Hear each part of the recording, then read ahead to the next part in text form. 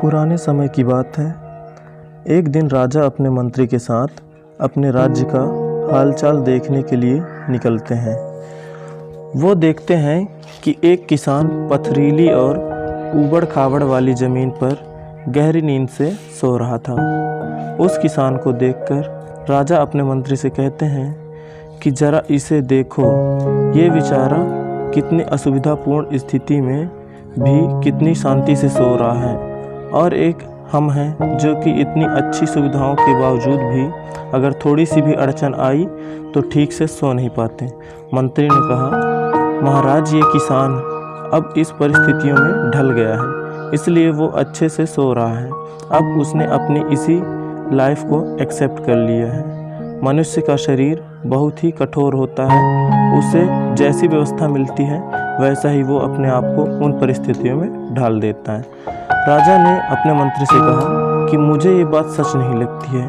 राजा ने कहा कि हमें इसकी परीक्षा लेनी होगी। इस किसान की परीक्षा लेने के लिए वो उसे अपने साथ राजमहल में ले जाते हैं। वहाँ पर राजमहल में उसके लिए हर तरह की सुख सुविधा की व्यवस्था की जाती है।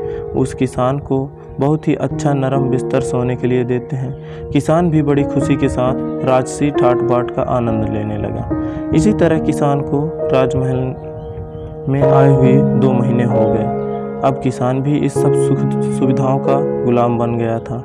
उसी बीच एक दिन मंत्री ने चुपके से किसान के बिस्तर में कुछ पत्ते और तिनके रख दिए।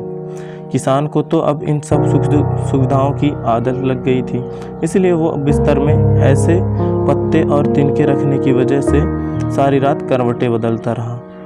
उसकी नींद भी ठीक से पूरी नहीं हो पाई।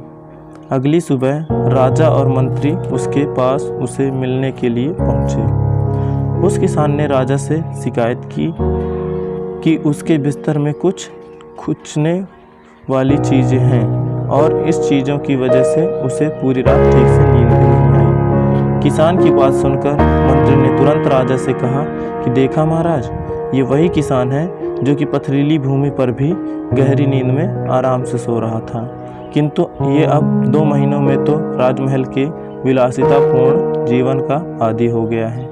अब तो इसे पत्ते और तिनके भी चुभने लगे हैं। देखा महाराज, मेरी कही हुई बात सच निकली ना, कि मनुष्य परिस्थितियों के अनुसार ढल जाता है और वो परिस्थितियों का गुलाम बन जाता है। राजा ने अपने मंत्री से कहा, हाँ, तुमने मुझे उस दिन सच बताया था।